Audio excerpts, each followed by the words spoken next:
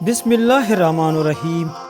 شروع اللہ کے نام سے جو بڑا مہربان اور نہایت رحم کرنے والا ہے۔ کلندری بیڑا کے محترم عزیز دوستو، السلام علیکم۔ محترم ناظرین، اگر انسان کے ارادے مضبوط اور اللہ تعالیٰ کی ذات پر یقین ہو تو اسے کوئی بھی ہرا نہیں سکتا، چاہے سامنے والا کتنا ہی طاقتور اور خطرناک کیوں نہ ہو۔ آج میں آپ کو ایک حیران کن اور سبق آموز واقعہ سنانے جا رہا ہوں۔ محترم ناظرین، فرات میں ایک کافروں کا گاؤں تھا جہاں پر تمام لوگ غیر مسلم تھے، اللہ تعالیٰ کی وحدانیت کو پہچانتے ہی نہیں تھے، اور اللہ تعالیٰ جب کسی پر اپنا کرم نوازی کرنے والا ہوتا ہے تو وہاں پر اپنے نیک بندوں کو بھیج دیتا ہے۔ ایک فقیر بابا کا گزر اس گاؤں سے ہوا۔ وہ لوگ بہت گھمنڈی اور لالچی تھے۔ بوڑھے بابا نے ان کی گاؤں میں ایک جگہ ڈیرا جما لیا۔ یہ بات ان لوگوں کو بہت ناگوار گزری۔ اس گاؤں کے لوگ کسی بت کی پوجا کرتے تھے۔ فقیر بابا کو جب وہ لوگ عبادت کرتے ہوئے دیکھتے اور اتنے طویل سجدوں میں دیکھتے تو حیران ہوتے، تو پوچھتے، بابا جی کس کی عبادت کر رہے ہو؟ کس کی آگے اپنا سر جھکا رہے ہو؟ تو بابا جی نے جواب دیا، میں ایک اللہ کی عبادت کرتا ہوں جو اس کائنات کا خالق اور مالک ہے۔ تم جس کی پوجا کر رہے ہو وہ تمہاری کوئی مدد کرنے والا نہیں ہے۔ ابھی بھی وقت ہے، سدھر جاؤ۔ جو کچھ بھی تم جمع کر رہے ہو یہ اپنے ساتھ لے کر نہیں جاؤ گے۔ یہ لالچ اور غرور چھوڑ دو، صرف ایک اللہ ہی کی عبادت کرو۔ پھر وہ مغرور، گھمنڈی اور لالچی لوگ ان کی یہ بات مانتے ہی نہیں تھے، جس کا نتیجہ یہ نکلا کہ اللہ تعالیٰ کو ان کی یہ نافرمانی، ان کی یہ گستاخی بہت بری لگی۔ پھر ایک دن گاؤں میں ایک خطرناک خونخوار چیتا آ گیا جو بچوں کو اٹھا کر لے کر چلا جاتا تھا۔ پھر ایک دن وہ چیتا ایک بچے کو اٹھا کر لے جا رہا تھا، اور وہ عورت جس کا وہ بچہ لے کر جا رہا تھا وہ صدمے سے بے حال تھی۔ کوئی تو میرے بچے کو بچاؤ۔ وہ عورت اپنے بت کے سامنے جھک گئی اور کہنے لگی، اے ہمارے خدا، ہماری مدد فرما، ہمارے بچے کو تو بچا لے۔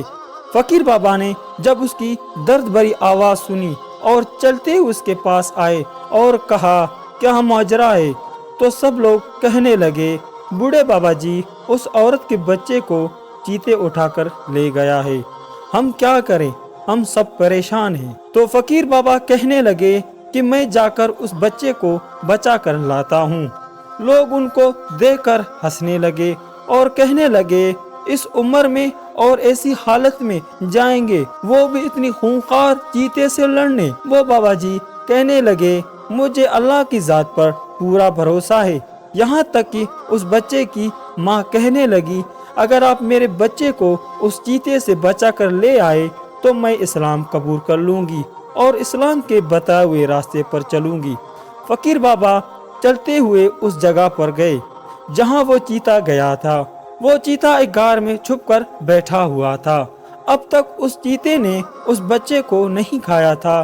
جب آپ اس غار کے قریب پہنچے تو آپ نے بارگاہ الہی میں ہاتھ اٹھائے، اے میرے پیارے رب، تو ہی طاقت دینے والا ہے، تو ہی ہمت دینے والا ہے، جو تو چاہے اپنے بندے سے کروا سکتا ہے۔ اللہ تعالیٰ نے دعا قبول کی اور اسی وقت اس خونخوار چیتے کے دل میں اللہ نے رحم ڈال دیا۔ وہ چیتا اس بچے کو چھوڑ کر آپ کی طرف پلکا۔ جیسے ہی اس نے آپ پر حملہ کیا، یعنی وہ آپ پر جھپٹا، آپ کے ایسی نظر اس پر پڑی، وہ آپ کے نقصان کیا پہنچاتا، وہ آپ کے قدموں سے لپٹ گیا، پھر ہمیشہ آپ کا غلام بن گیا۔